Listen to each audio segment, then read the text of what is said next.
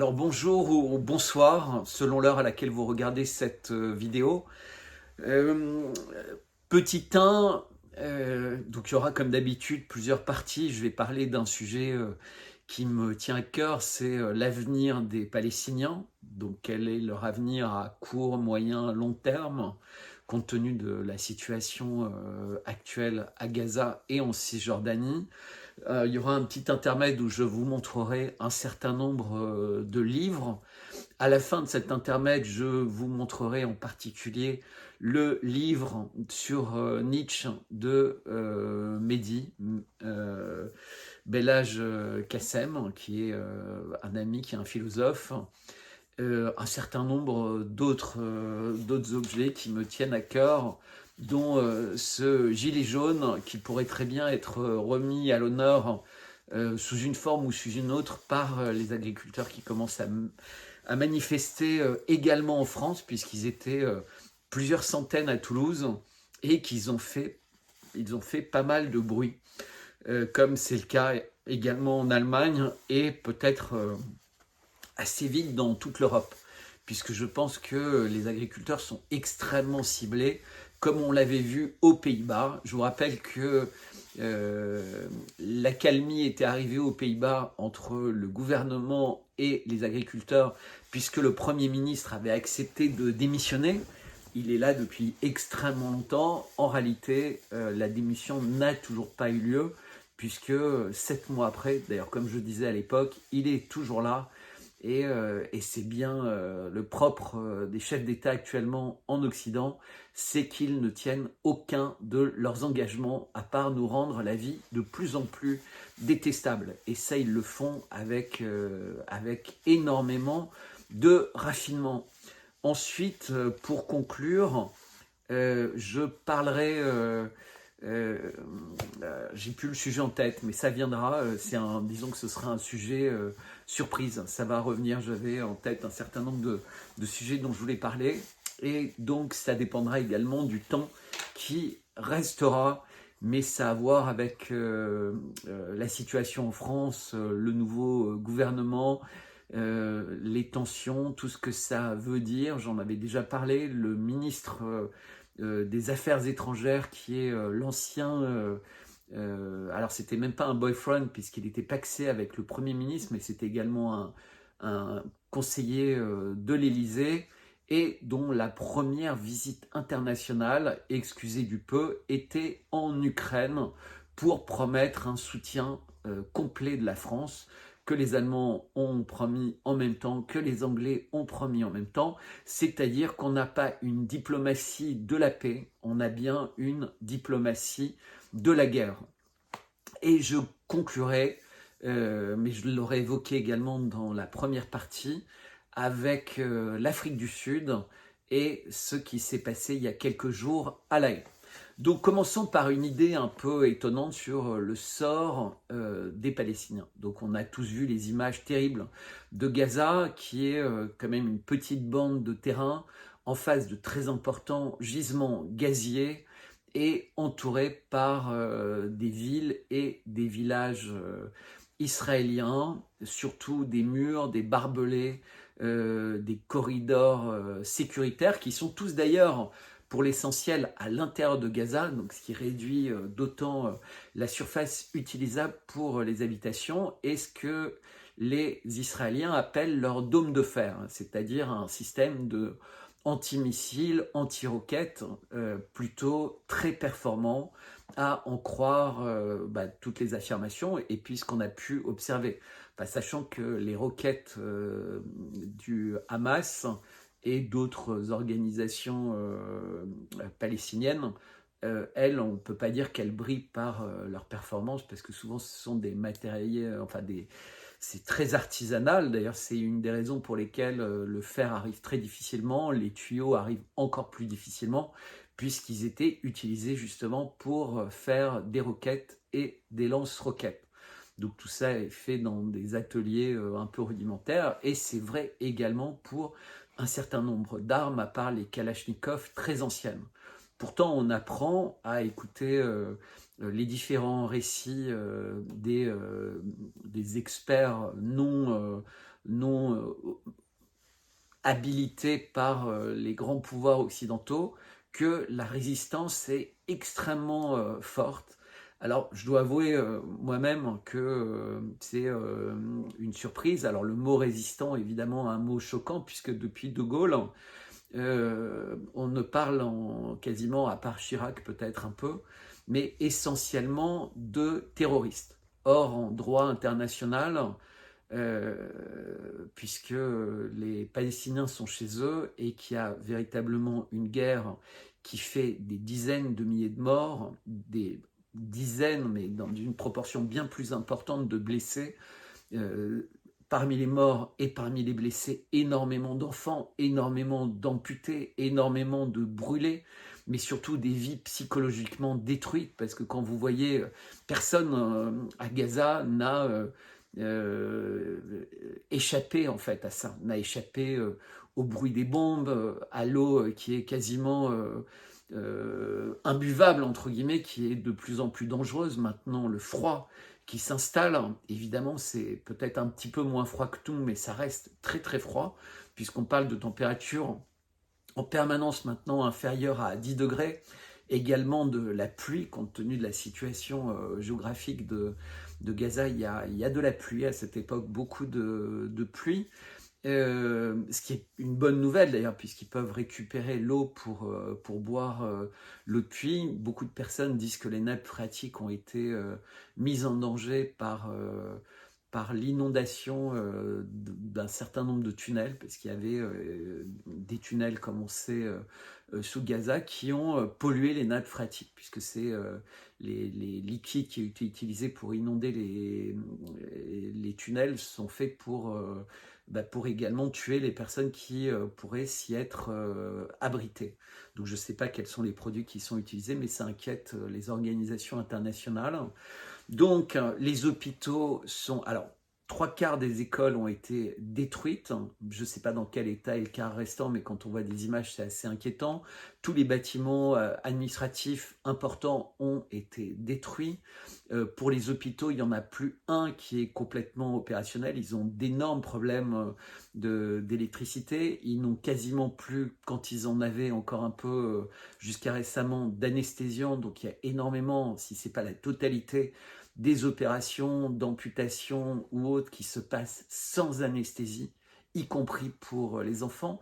Ils n'ont pas de produits pour calmer, entre guillemets, antidouleurs, donc d'analgésiques. Ils ont très peu d'antiseptiques. Enfin, ils en ont encore un peu, mais c'est absolument précaire. Et donc, quand vous lavez avec une eau qui, de toute façon, est impropre à la consommation, c'est gravissime. Il y a des risques de famine, puisqu'en fait le nombre de camions qui ont l'autorisation de passer est extrêmement réduit, puisqu'Israël demande évidemment à contrôler la totalité de ce qui pénètre à Gaza.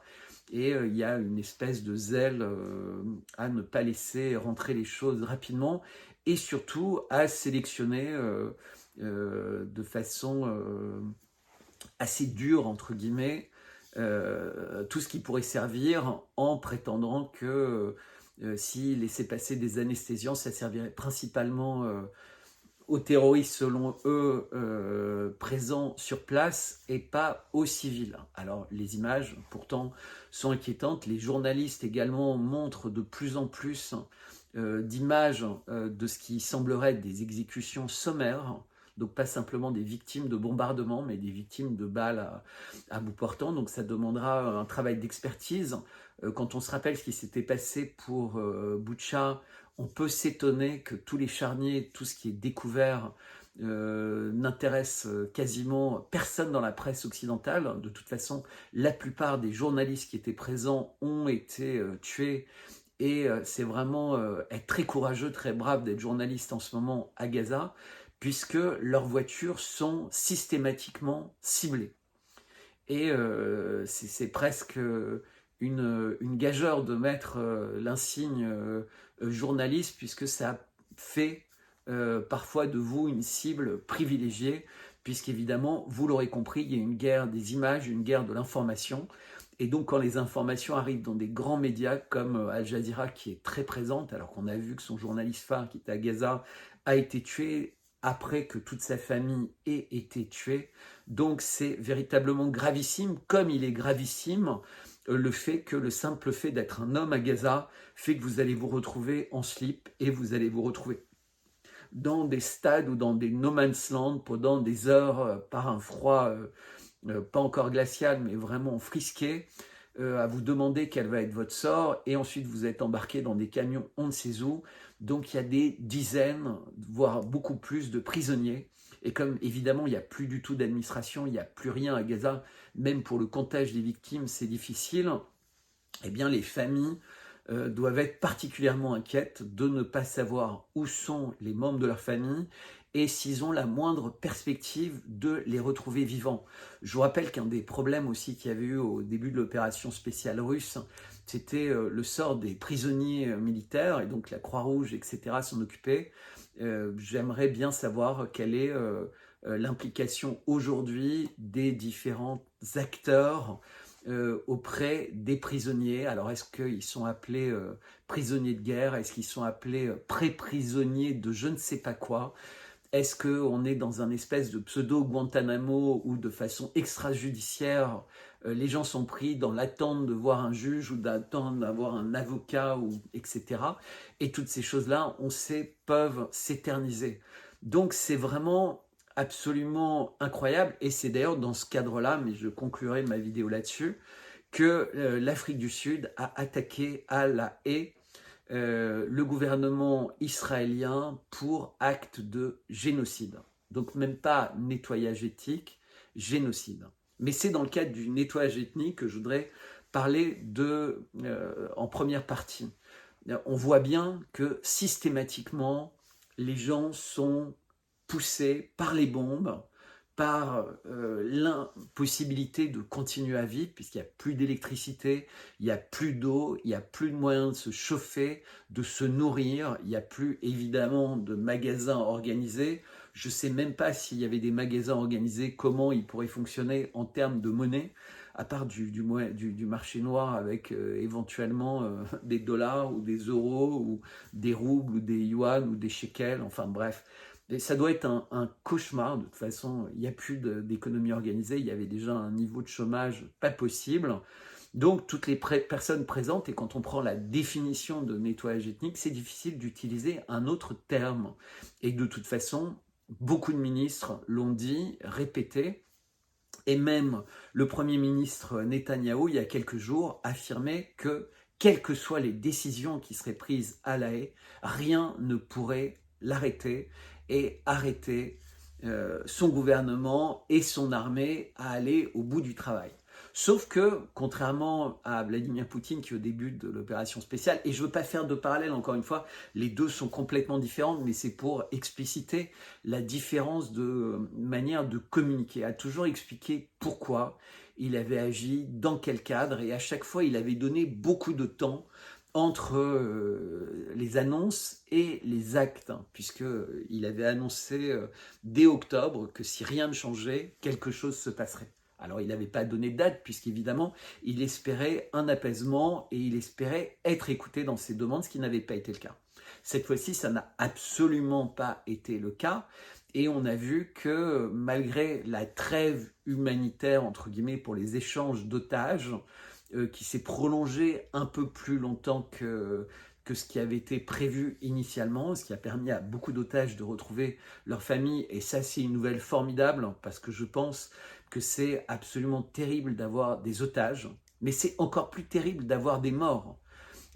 Et donc, si on ne peut pas faire de hiérarchie dans la douleur des individus entre les malades, les amputés, les morts, ceux qui ne peuvent plus dormir depuis des semaines et des semaines à cause des bombes, ou qui ont sans cesse des problèmes de santé à cause de l'eau et de la nourriture et de la qualité de la nourriture, ou d'autres problèmes qu'il peut y avoir, ou même tout simplement d'avoir perdu toute leur famille.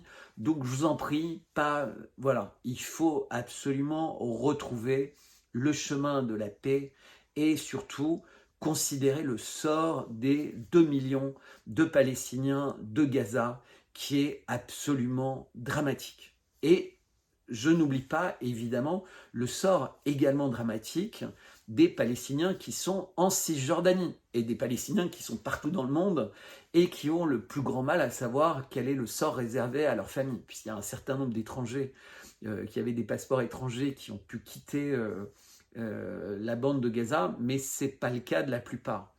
Et pourtant, de plus en plus de personnes souhaiteraient que l'intégralité des Palestiniens quitte la bande de Gaza.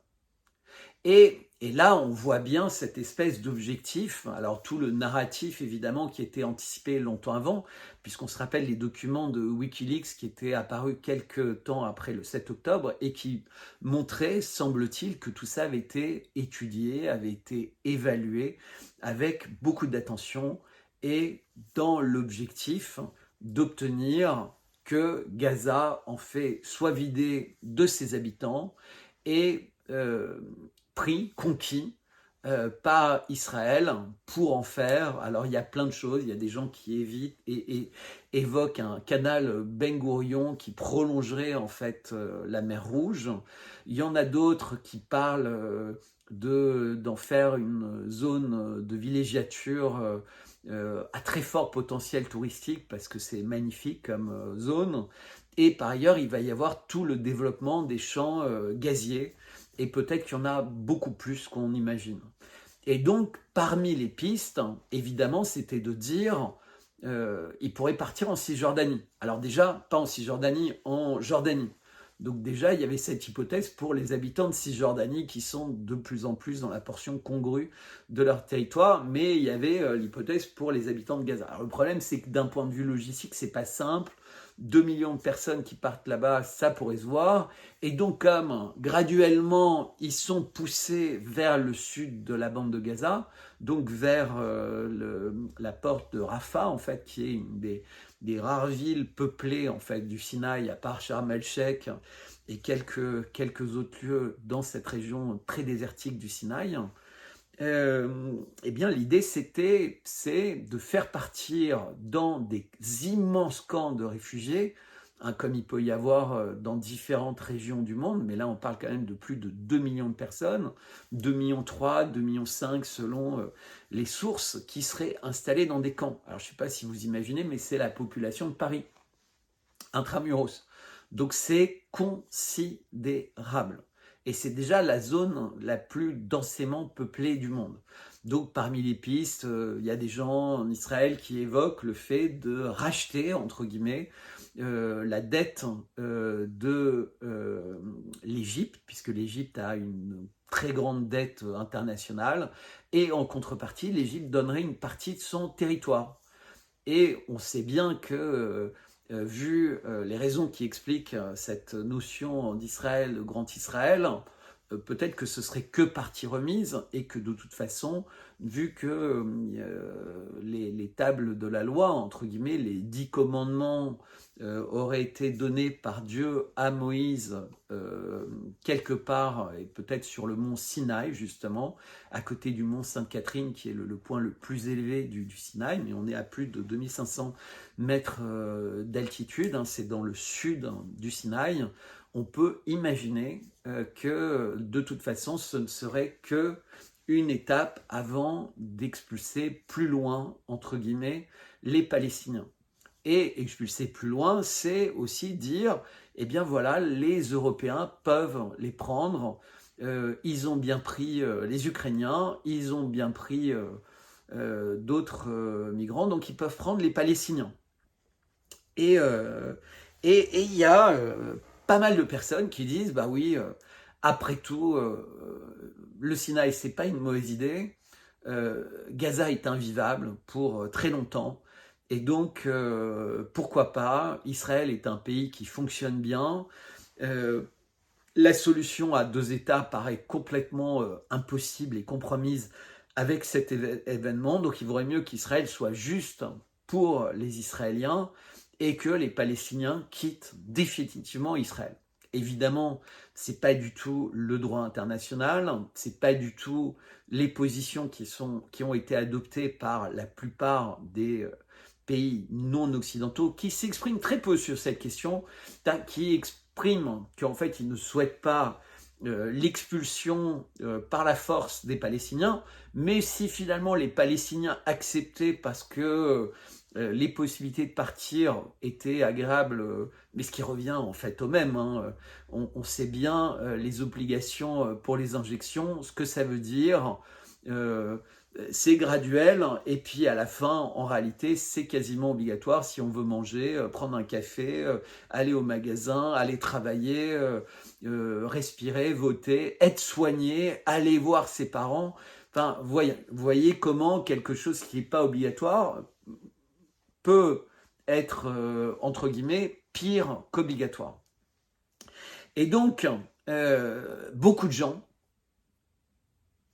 expriment ça et de façon très convaincante. Et moi, j'ai une idée très différente. J'ai découvert, un peu par hasard, j'en avais entendu parler, mais qu'il y a plus de 150 000, alors les sources vont de 150 000 à 250 000 et certaines bien au-delà, d'appartements qui sont dits des appartements fantômes en Israël qui ne sont pas occupés. Ce sont des appartements qui ont été achetés par beaucoup d'Occidentaux, Français, Américains, à titre spéculatif, en général toutes dans des bonnes zones, entre guillemets, mais qui sont vides. Et c'est-à-dire qu'en fait, ils pourraient être utilisés directement. Ils pourraient même être réquisitionnés dans un geste de bonne foi et de bonne volonté par l'État d'Israël en disant bah, écoutez, le temps que Gaza soit reconstruit, vous ne pouvez pas passer votre vie dans des conditions aussi détestables. Et nous, on est le pays qui a souffert du génocide, on est le pays qui a eu la chance de pouvoir s'installer sur les terres de nos ancêtres. Eh bien, vous, les Palestiniens, cette région, ce sont aussi les terres de vos ancêtres. Et donc, puisque vous venez de subir une guerre et qui a détruit très largement vos familles, etc., nous vous donnons la possibilité, pour les 2 ans que prendra la reconstruction complète de Gaza, avec l'aide du monde entier, de vous installer dans les appartements fantômes. Et à l'issue des 2 ans, vous pourrez décider de retourner dans un Gaza réparé, restauré, etc. Ou vous pourrez décider de rester en Israël, où vous serez évidemment bienvenus, parce qu'Israël n'est pas un État apartheid, Israël n'est pas un État raciste, Israël est un État qui est ravi d'accueillir tous les Palestiniens qui ne sont pas terroristes, et donc en particulier les femmes, les enfants, et évidemment les handicapés, les amputés, les malades, etc. Parce que c'est tout à fait normal, puisqu'on a bénéficié pendant tellement de temps de la générosité internationale, des centaines de milliards des États-Unis, de l'Europe pour faciliter notre construction et notre défense. Et là, évidemment, on n'aura plus aucun problème avec nos voisins qui verront à quel point nous sommes un pays exemplaire puisqu'on a décidé de mettre à disposition de ceux qui en ont le plus besoin dans la région d'appartements qui sont des appartements fantômes. Alors voilà, c'est ça mon idée. Et j'espère, et j'en parlerai en conclusion, que cette idée, vous allez essayer de la propager le plus possible pour la diffuser. Alors, le petit intermède, je vous montrais tout à l'heure un gilet jaune qui, je l'espère, avec les agriculteurs, pourrait faire des petits. Donc, je vous avais parlé, et je vous redis rapidement, du livre Rémora. Et d'ailleurs, j'ai décidé de le relire. Alors, j'ai beaucoup à lire. Alors, c'est dans la même collection, un livre qui s'appelle La Troisième Guerre. Et vous allez voir à quel point les auteurs qui travaillent chez cet éditeur sont vraiment extraordinairement bien informés. Alors, je vais juste vous dire que c'est un livre qui finit en 91, donc, et qui a été publié en 2014, donc il y a une dizaine d'années. Et on voit également se dessiner une guerre hybride entre ce qu'on appelle les élites et les peuples. Et c'est terrible de voir à quel point toutes les choses sont anticipées dès 2014. Alors, ceux qui me connaissent savent que, évidemment, dans d'autres domaines, on pouvait anticiper ça indépendamment des livres, bien avant que 2014 arrive, puisque tout ça est préparé depuis formidablement longtemps. Alors, à moins que ces gens-là, moi ou d'autres, on soit complètement visionnaires, vous comprendrez bien que c'est parce que tout ça était en train d'être mis en place. Alors, de façon un petit peu plus artistique, entre guillemets, je vous montre ce magnifique livre sur Gustav Klimt, dessin et aquarelle. On connaît surtout ses grandes peintures.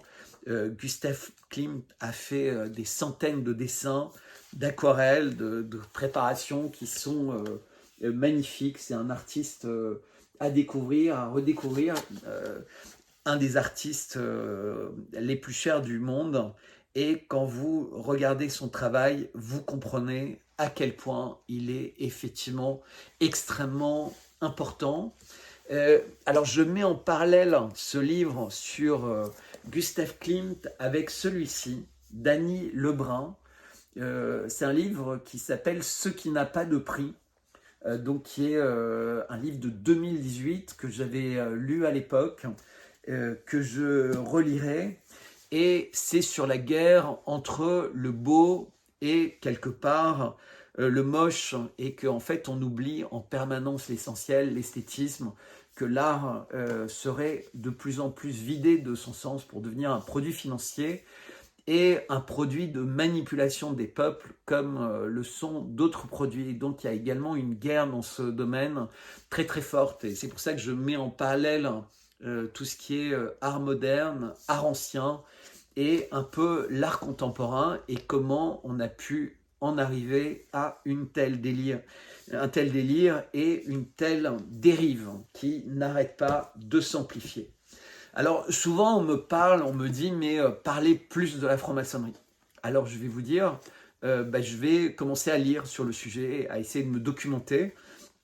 Et le premier bouquin, puisque j'ai demandé un peu qu'on me renseigne, alors je ne l'ai pas encore lu.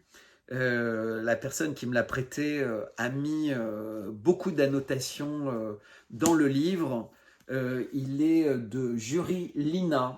Ça s'appelle « Les architectes du mensonge » et c'est l'histoire secrète de la franc-maçonnerie. Alors vous voyez un damier rouge et noir, c'est ce fond avec je vous laisse regarder. Et c'est assez saisissant, certainement très intéressant. En tout cas, je vais le lire évidemment avec beaucoup d'attention, même si a priori jusqu'à maintenant j'avais préféré ne pas m'intéresser plus que ça à tous ces sujets, parce que je fonctionne beaucoup à l'instinct, je fonctionne beaucoup à l'analyse, je fonctionne énormément avec mon cœur et avec mes observations. Et évidemment, quand on lit des livres qui ne sont pas des romans, comme Troisième Guerre, Emora, ou qui ne sont pas, entre guillemets, le film, le déroulé de la vie, un peu l'histoire telle qu'elle a été transformée. Mais en tout cas, je vais faire cet exercice et je vous en reparlerai. Alors, j'avais mis sur la table, parce que j'aime toujours montrer ça, c'est passionnant, tous ces livres. Là, c'est un livre sur la Chine, un autre sur le Japon. Et les livres permettent de voyager. Les livres d'images permettent de voyager. C'est-à-dire que vous pouvez passer d'une image à l'autre. Et il y a énormément de choses que vous allez voir qui vont vous rappeler, parce que là c'est des livres chez des grands éditeurs. À l'époque, pour sortir un livre comme ça, il y avait beaucoup d'années de travail, il y avait beaucoup d'argent qui était avancé, et on voit les métiers traditionnels le théâtre, l'aquarelle, la danse, mais aussi tout ce qui concerne les marchés aux poissons, la cuisine, la gastronomie, les oiseaux, les paysages, les villes, les métros bondés et la manière avec laquelle ils sont remplis, les ports, les routes, les trains rapides, l'économie et évidemment la place des relations internationales. C'est fascinant. Vraiment, je vous recommande. Pareil avec la Chine. Alors, un petit clin d'œil, parce que c'est l'hiver et il y a plein de choses. Donc là, je vous montre en fait d'un peu plus près, mais c'est une décoction un peu familiale à base de miel, d'ail et un peu d'aromates. C'est assez formidable et le miel prend beaucoup des principes actifs sympathiques de l'ail et ça rend tout ça excellent. Il paraît que ça renforce les défenses immunitaires. Un livre, parce qu'aujourd'hui, je pense que plus que jamais, il faut essayer de travailler son humour. Donc, une anthologie d'humour. Ne nous prenons pas au sérieux, parce qu'il n'y aura aucun survivant. N'oubliez pas que la seule chose certaine dans la vie, à part les impôts, c'est la mort. Donc, puisque s'il y a eu une naissance, il y a une mort, alors il y a des gens qui veulent changer cette règle du jeu, il y a des gens qui voudraient passer au transhumanisme, c'est-à-dire une notion de vie éternelle. C'est absolument abominable, parce que ça a énormément de conséquences. Donc le temps avance, donc je ne vais pas vous en lire, mais c'est vraiment... Enfin, je vous recommande, c'est très très intéressant. J'en ai pas mal de bouquins d'humour, ça m'aide à en avoir moi-même. Un autre livre, très rapidement, je suis sûr qu'il y avait ça dans les bibliothèques et les gens me disent les livres sont jetés, même les personnes qui vont vider des maisons, ça les intéresse pas. Et pourtant, un les lieux étranges, monde insolite, eh bien voilà, c'est très très intéressant d'essayer de se plonger dans l'histoire de ces lieux comme l'île de Pâques, les dolmens de Karnak et tellement d'autres endroits, mais complètement fascinants. Je vous assure, à chaque fois que vous regardez, c'est à ne pas en venir en se disant mais comment est-ce que c'est possible? Voilà, la nature fait des choses formidables, mais aussi les hommes ont fait des choses formidables. Alors, je vous montre ce livre donc, de mon ami Mehdi, donc Nietzsche et la psychose occidentale. Je ne vais pas faire couler plus d'encre concernant ce livre qu'il en a fait couler. Moi, j'aime bien le style de Mehdi, d'abord parce que c'est quelqu'un avec qui je parle beaucoup. C'est comme une discussion. C'est quelqu'un qui est très franc, qui est très direct, qui n'est pas du tout dans les faux semblants, etc. Il est, il a décidé de se retirer, de s'écarter. C'était une grande star des médias, parce qu'il cochait, entre guillemets, toutes les cases, une plume acerbe, des textes vraiment que les gens prenaient, encore une fois, beaucoup de plaisir à lire. Et il a eu l'engagement qu'il a fait connaître dans un autre monde que celui dans lequel il était jusque-là, puisqu'il a été très actif auprès des Gilets jaunes, et ce qui lui a permis de rencontrer des gens comme Étienne Chouard, Valérie Bugeaud, etc. Enfin, il a été un acteur de cette époque des Gilets jaunes, et il a été aussi assez présent au début des années Covid, puis il a décidé de complètement se retirer. Mais je vous invite à lire son livre. parce que il nous interroge sur l'influence de Nietzsche. Évidemment, Nietzsche est mort en 1900, donc son influence de son vivant s'arrête là, mais on sait tous que Nietzsche est extraordinairement lu. On sait également qu'il y a des écrits de Nietzsche qui ont été transformés, travestis, etc. Mais peu importe, c'est un auteur qui a de l'influence et on sait que tous les partis politiques, tous les mouvements ont besoin d'un corpus intellectuel pour se construire et les questions que pose Mehdi Belhaj-Kassem sont extrêmement intéressantes. Il y a un foisonnement de références qui est incroyable.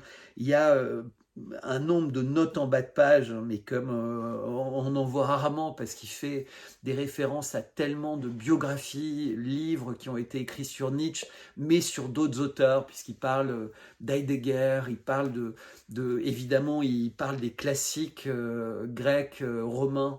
Donc c'est un voyage, entre guillemets, dans l'univers de la philosophie, depuis, entre guillemets, l'existence de la philosophie jusqu'à nos jours, et pour voir quelle a pu être l'influence de Nietzsche.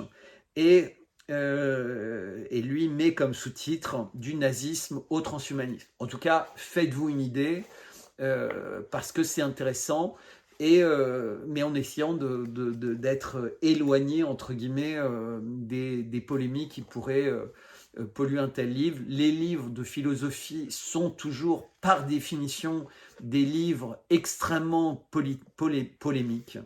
La philosophie, c'est pas un travail de bisounours, c'est un travail qui est engagé, qui est un travail de prise de position, et c'est important d'avoir cela en tête.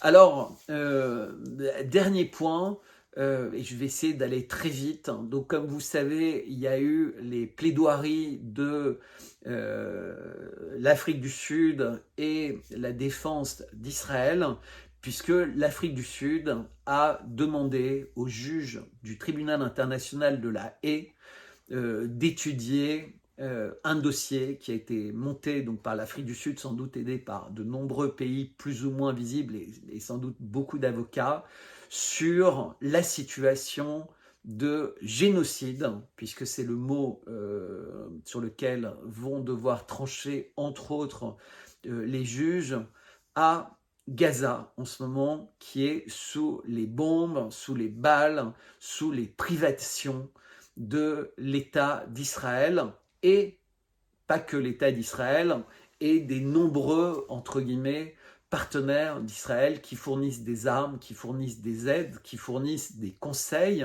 mais également qui empêchent tout soutien, entre guillemets, aux Palestiniens, puisque d'autres pays auraient pu vouloir soutenir, mais les Américains ont fait savoir que si tel était le cas, si quelqu'un intervenait dans ce conflit, ils interviendraient à leur tour avec tout ce que ça veut dire et toute la puissance de feu qui est dans la région, et donc un embrasement qui deviendrait immédiatement mondial. Donc tout ce qu'on a réussi, tout ce que le monde a réussi à éviter depuis la Deuxième Guerre mondiale, eh bien, aurait lieu là, et tout ce qu'on a évité, entre guillemets, en Ukraine, puisqu'en fait, c'est une forme de guerre mondiale, mais qui ne dit pas son nom. Alors, sachant que je ne néglige pas tout ce qui peut se passer au Congo, au Soudan, même en ce moment, cette guerre hybride, Niger, Burkina Faso, Mali, etc. Donc, des guerres, il y en a partout.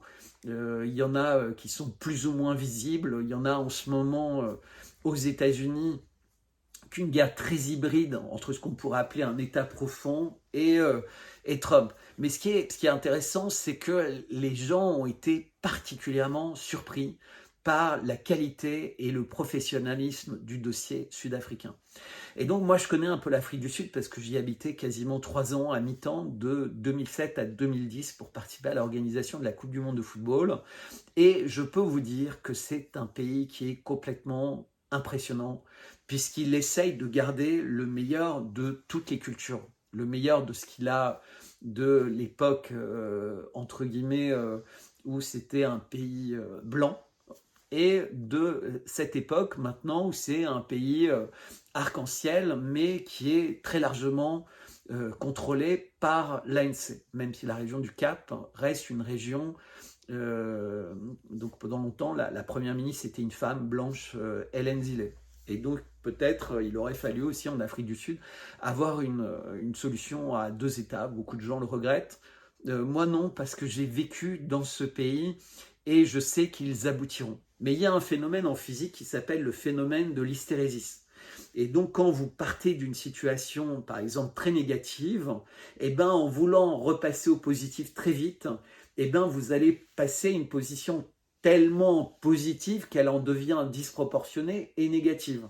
Vous savez, c'est comme si vous avez un médicament qui peut vous sauver, bah, si vous en prenez beaucoup trop, il peut vous tuer. Et donc, on a ce phénomène qui fait qu'en fait, ça oscille, mais petit à petit, ça va se rapprocher du bien. Et malheureusement, bah, sur le chemin, il y a énormément de choses qui ont des conséquences dramatiques, puisqu'ils ont mis en place des systèmes de discrimination positive très fortes sur le plan économique, sur le plan de l'éducation, de l'accès au job, etc. Donc ça a créé des grosses fortunes, ça a permis à d'autres types de mafias de se développer, mais ça a marginalisé beaucoup de personnes blanches qui n'appartenaient pas à des milieux favorisés, pas forcément éduqués et qui n'avaient plus d'avenir, entre guillemets, mais un peu comme c'était le cas à l'époque où les Noirs étaient dans cette situation. Et donc on sent qu'il y a une espèce de travail d'équilibrage. Mais on sent, quand on écoute les ministres, quand on écoute les personnes qui sont actuellement au pouvoir, mais quand on voit le système juridique qui est en place, quand on voit le commerce, quand on voit tout ça, il y a beaucoup plus, entre guillemets, de bien que de mal. Et moi, j'ai beaucoup d'espoir. Les gens qui vivent encore en Afrique du Sud, que je connais, qui sont installés là-bas, souvent depuis le 17e, enfin leur famille depuis le 17e ou 18e siècle, sont heureux, partiraient pour rien au monde. C'est un pays qui est formidable, c'est un pays qui a un avenir, qui a une richesse qui est incroyable.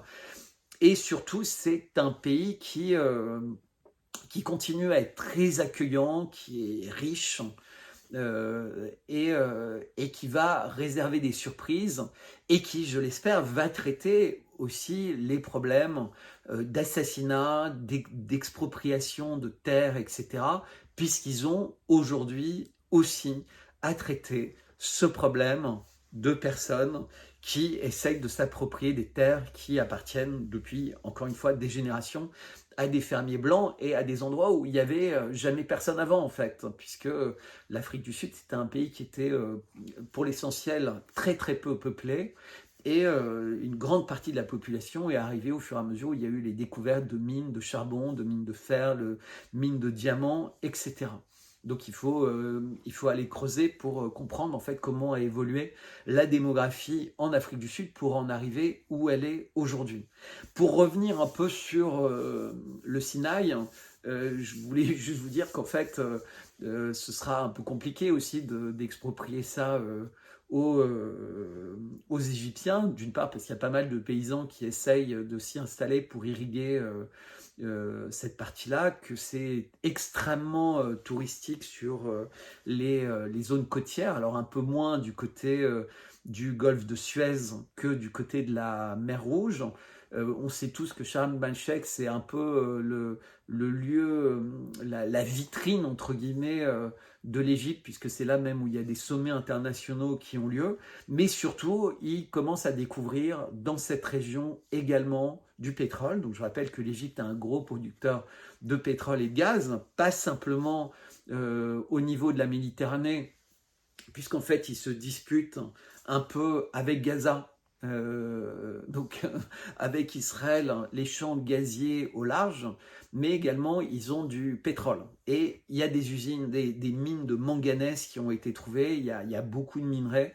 Donc vraisemblablement c'est une région qui est très riche, il y a beaucoup d'histoire, il y a pas mal de routes qui sillonnent. Enfin voilà, donc je reviens pour conclure à cette idée. Donc, si vous voulez vous abonner à mon Substack, je vous recommande, il y aura tous les liens. Je serai dans les prochains jours dans le centre de Paris et on peut se rencontrer autour de pots de miel pour avoir des discussions à bâton rompu sur les abeilles et sur la complosphère et sur tout ce qui se passe entre guillemets dans le monde. Je vous remercie pour votre attention. Vraiment, n'hésitez pas à partager cette vidéo. N'hésitez pas à en parler autour de vous. N'hésitez pas à commenter. N'hésitez pas à me contacter. Voilà, j'ai besoin de vous. Je me suis engagé. Je continue à m'engager de plus en plus dans cette direction pour être quelqu'un qui vous parle avec son cœur et qui vous dit avec son cœur ce qu'il pense être à tel ou tel moment important de partager avec vous. J'ai pas changé le tableau qui est derrière moi parce que je trouve que c'est un tableau qui est assez formidable. Je vous remercie beaucoup pour votre attention. Commentez, dites-moi s'il y a des choses que vous avez envie de voir. J'avais envie de vous parler aussi un peu de musique, j'avais envie de vous parler de disques, j'avais envie de vous parler de plein de choses. Évidemment, j'avais envie de vous parler de plein de sujets que j'ai évoqués très rapidement sur le nouveau gouvernement français. Donc, ce sera l'occasion d'une prochaine capsule. Je vous ai évoqué ce désir de vie, ce wokisme vers le transhumanisme, etc. Tout ce qui se passe, l'eschatologie. Et peut-être je vais conclure avec une espèce de galipette, parce qu'il y a beaucoup de gens qui parlent des dangers, etc., de conflits, de se séparer, de créer des nouveaux outils, enfin bref, tout ça, moi ça me dépassait, j'étais très loin de ces choses-là, parce que je ne participe pas au colloque, je ne participe pas à toutes ces choses-là. Pas que ça ne m'intéresse pas, mais je pense qu'il y a des gens qui le font beaucoup mieux, c'est leur métier, c'est leur activité, ils aiment bien parler, ils aiment bien vendre des livres, ils aiment bien faire plein de bouquins et de colloques et de discussions, etc. Moi, non, j'aime bien être de plus en plus à votre rencontre, mais j'ai passé ma vie à le faire aussi de toute façon. Mais c'était pour vous dire qu'en fait, le principal danger pour moi, et je le répète, c'est qu'on a en France, à la tête de l'État, un couple d'inconnus. N'oubliez pas, inconnus. On ne sait rien des premières années de leur vie. On n'a jamais vu de photos de Brigitte Macron enceinte. On n'a jamais vu de photos de Brigitte Macron avec ses bébés dans des poussettes, allant à la crèche, allant à la maternité ou n'importe quoi. Elle n'a pas 250 ans. Alors, il y a plein de gens qui évoquent des doutes sur son âge, mais elle n'a pas 250 ans, donc elle est d'une époque où les gens faisaient énormément de photos. Voilà, donc, et il n'y a pas non plus beaucoup de traces de son ex-mari, donc le père de ses 3 enfants. Donc voilà, c'est bizarre, et c'est en réalité pareil pour Emmanuel Macron. Donc j'ai fait des longues vidéos sur ce sujet, j'en ferai d'autres, mais c'est quand même étonnant, tous les mystères sur sa naissance, sur les premières années, sa rencontre avec Brigitte Macron, le fait quand on essaie de parler à d'anciens camarades de classe à lui, les gens n'ont pas beaucoup de souvenirs, il était très peu présent, il était un peu ailleurs, et pareil quand il était à l'ENA, etc. Et pourquoi il a demandé à être baptisé quand il avait 12 ans, et pourquoi il a appelé son parti Renaissance 33 ans après, puisqu'il est né en 77, et donc en 2022, il avait 45 ans, moins 12 ans, 33 ans. Qu'est-ce qui s'est passé à la lanterne dans les jours qui ont précédé cet épisode où il avait ce t-shirt avec un hibou formé de triangle, où il s'est mis à nous parler de la vaccination. Mais quelques jours avant, il y avait le 21 décembre, toujours pour son anniversaire, alors qu'il était isolé à la lanterne, il y a des gens qui seraient venus pour... Enfin bref, tous ces gens sont bizarres, il y a plein de mystères. Il y a plein de connivences. C'est quoi ce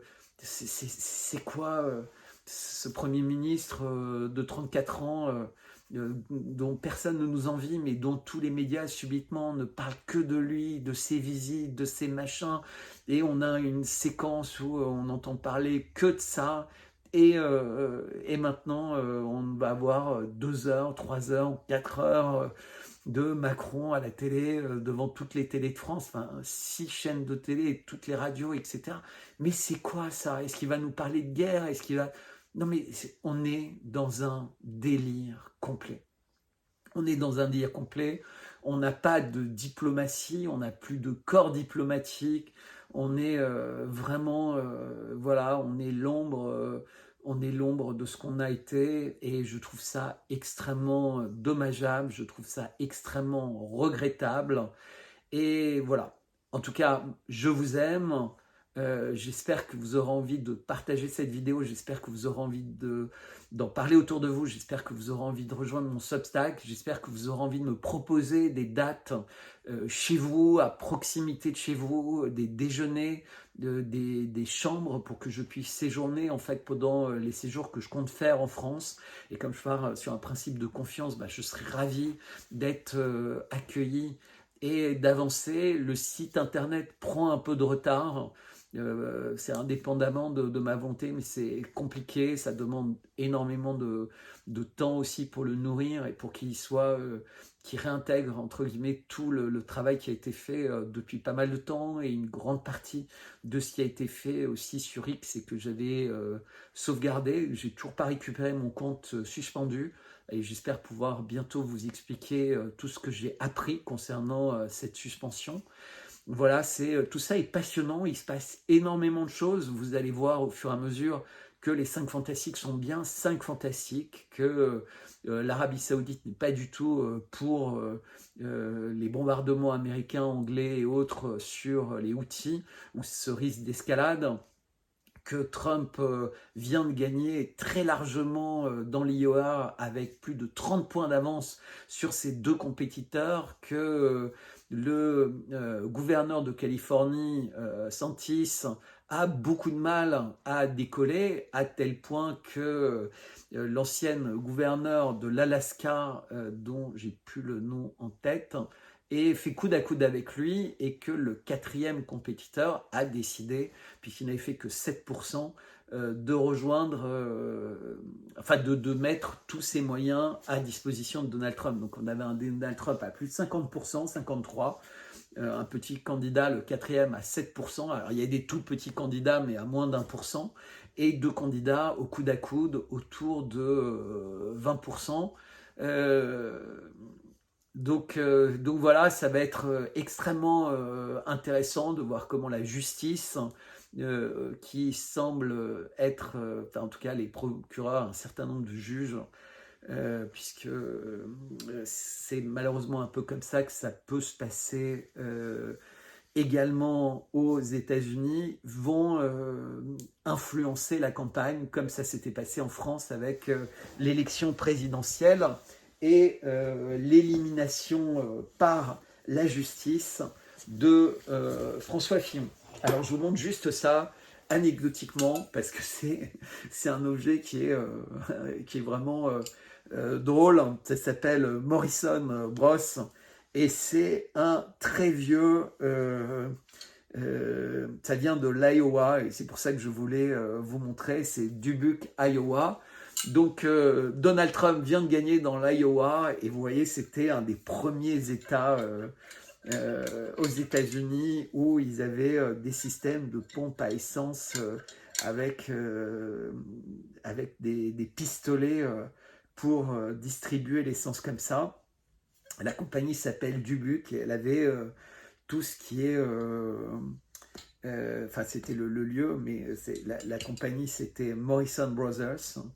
Et voilà, c'est en bronze, donc vous imaginez, c'est des objets qui sont faits pour durer une éternité, en fait. Ils pourraient continuer à servir encore aujourd'hui très facilement, en changeant le joint de temps en temps. Mais évidemment, c'est pas le cas, parce que à l'époque où on nous explique qu'il faut se préoccuper de l'environnement, En fait, on n'a finalement pas du tout de recyclage. Au contraire, on a une espèce d'obsolescence programmée de pratiquement tout, que ce soit les frigos, les télés, les machins, etc. Donc le progrès, de toute façon, ce sera aussi l'obsolescence programmée de l'humanité si on les écoute pour nous remplacer par des machines, des cyborgs. Voilà, en ce moment, c'est Davos et ils n'ont de, semble-t-il, ils s'intéressent en numéro 1 à la désinformation et aux mauvaises informations, ce qui est quand même risible puisqu'ils sont les champions de tout ça. Voilà.